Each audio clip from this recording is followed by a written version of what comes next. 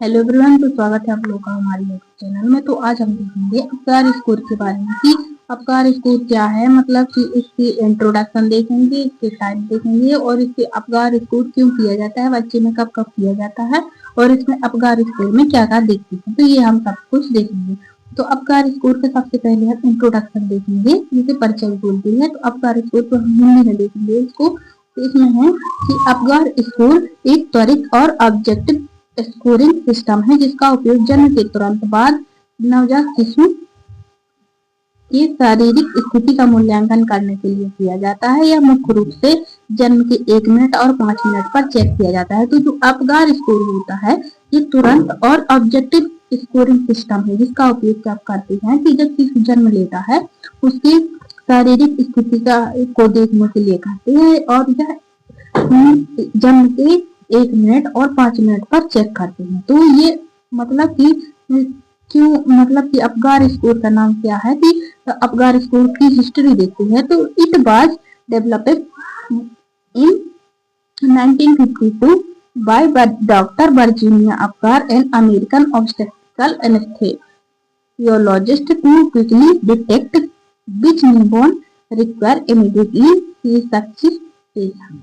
तो जो हिस्ट्री है इसकी कि अपगार स्कोर को 1952 में डॉक्टर वर्जीनिया अपगार ने दिया था। जो डॉक्टर वर्जीनिया अपगार थे वो अमेरिका के ऑब्स्टेट्रिकल एनेस्थेसियोलॉजिस्ट थे। इन्होंने ही अपगार स्कोर को दिया था कि इसमें हम न्यूबॉर्न की रिक्वायर के अनुसार इमीडिएटली रिसक्सिटेशन मतलब कि उपचार कर सके, इसलिए इसे अपगार स्कोर भी कहा जाता है क्योंकि ये डॉक्टर वर्जीनिया अपगार ने दिया था।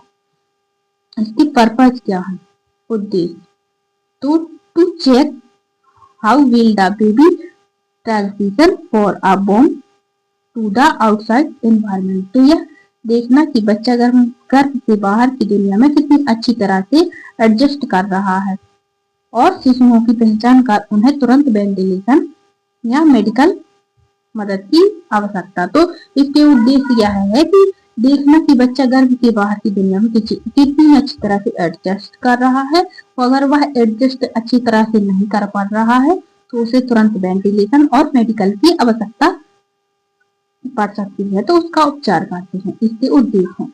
फिर अपगार स्कोर को याद करने की ट्रिक, तो अपगार स्कोर को याद करने की ट्रिक ये है कि इसकी ट्रिक अपगार से ही बनी है, तो और ज्यादा अच्छे से। तो ए से हो गया अपीयरेंस, पी से पल्स, जी से ग्रीमेंस और एक्टिविटी और रेस्पिरेशन। तो ये सब अपीयरेंस स्किन का कलर देखते हैं, त्वचा का रंग देखते हैं और पल्स से हार्ट रेट देखते हैं, हृदय गति, और फिर ग्रीमेंस से क्या देखते हैं, रिफ्लेक्स, इरिटेबिलिटी और एक्टिविटी मसल टोन देखते हैं और रेस्पिरेशन ब्रीथिंग एफर्ट देखते हैं। तो ये ट्रिक है याद करने की अपगार से, ठीक है। तो इसमें है कि each parameter can be score from 0 to 2, total maximum score is 10 and minimum is 0, ठीक है। तो इसको हम देखेंगे। इसमें इसके पैरामीटर हम मतलब 0 से 2 के बीच में देते हैं, स्कोर देते हैं, और मैक्सिमम जो स्कोर होता है वो 10 होता है और मिनिमम जो होता है वो 0 होता है। तो अपगार स्कोर में ये होता है कि अपगार स्कोर का अपीयरेंस जो होती है, अपीयरेंस में स्किन कलर जो होता है, अपीयरेंस में स्किन का कलर देखते हैं। तो अगर बेबी जो है ब्लू ऑल ओवर पेल मतलब कि ब्लू पूरा शरीर नीला या पीला है तो उसे हम 0 पॉइंट देंगे, और अगर एक्रोसाइनोसिस मतलब कि बॉडी पिंक या हेड या फीट ब्लू है तो उसे 1 पॉइंट देंगे, अगर पूरा शरीर गुलाबी है तो उसे 2 पॉइंट देंगे, ठीक है। और फिर हम उसके बाद स्किन का कलर देखने के बाद पल्स देखेंगे। पल्स में हार्ट रेट देखते हैं, तो अगर धड़कन में एब्सेंट है तो उसे 0 देंगे, वो अगर 100 से कम है तो उसे 1 देंगे, अगर 100 से ज्यादा है तो उसे 2 देंगे। फिर है ग्रेविनेंस मतलब कि रिफ्लेक्स रिस्पॉन्स देखते हैं, तो नो रिस्पॉन्स टू स्टिमुलेशन मतलब कोई हरकत नहीं है तो उसे 0 देंगे, अगर हल्का सा चेहरा बनाता है तो उसे 1 देंगे, और अगर तेज रोना या छींकना तो उसे 2 देंगे। फिर है एक्टिविटी, तो एक्टिविटी में मसल टोन देखते हैं, तो अगर हाथ पैर ढीले और मूवमेंट नहीं है तो उसे 0 देंगे। अगर हाथ पैर थोड़े मुड़े हुए हैं तो 1 देंगे। अगर हाथ पैर तेजी से चलाता है तो 2 देंगे। फिर है रेस्पायरेशन, जिसमें ब्रीथिंग देखते हैं, तो अगर अपटेंट है तो 0 देंगे, और स्लो रेगुलर वीक क्राई, तो धीमे अनियमित सांस में 1 देंगे। और गुड रेस्पायरेशन स्ट्रॉन्ग क्राई, तो इसमें 2 देंगे। ठीक है, तो इसमें ये है कि अगर अगर बच्चा अच्छे से मतलब कि पूरी अच्छे से कर रहा है तो उसको 2 पॉइंट दे देंगे। अगर नहीं कर रहा है तो अगर मीडियम है तो उसे 1 पॉइंट दे देंगे। अगर वो अपगार स्कोर के प्रति कोई रिस्पॉन्स नहीं दे रहा है उसको 0 दे देंगे। ठीक है, फिर हम इसकी मतलब कि परिणाम देखेंगे कि clinical interpretation and action plan, परिणाम और उपचार। तो अगर कोई बच्चा है जिसका 7 से 10 पॉइंट आता है एक्सीलेंट, या फिर उसे एक्सीलेंट और नॉर्मल कहते हैं। The newborn is good condition, require routine post delivery care, warming suctioning is needed.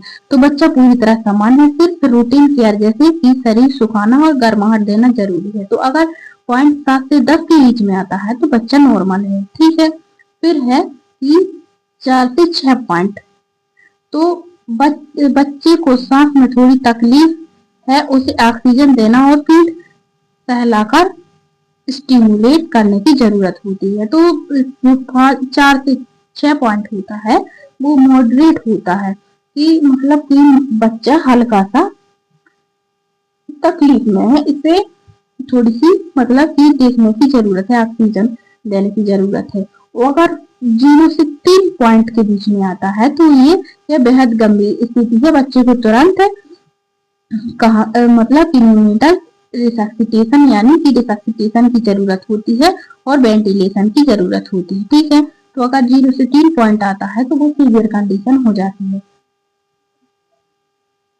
और फिर इसमें दिया गया है कि अगर एक्रोसाइनोसिस है, पैर नीले और बाकी शरीर गुलाबी है, तो जन्म के पहले मिनट में सामान्य माना जाता है, इसलिए इसे 1 नंबर दिया जाता है। ठीक है, फिर हम उसे 5 मिनट बाद चेक करते हैं। और अपगार स्कोर केवल बच्चे की तत्काल स्थिति बताता है, यह भविष्य के मानसिक या शारीरिक स्वास्थ्य की भविष्यवाणी नहीं करता। सबसे महत्वपूर्ण और पहला क्राइटेरिया जिसे आपातकाल में देखा जाता है वह हार्ट रेट है। ठीक है, तो अगर बच्चे की आपातकाल स्थिति में देखते हैं तो सबसे पहले हार्ट रेट देखते हैं, और जो अपगार स्कोर होता है ये तुरंत का स्टेटस बताता है, भविष्य का नहीं बताता है कि बच्चे को भविष्य में शारीरिक और मानसिक बीमारी होगी कि नहीं।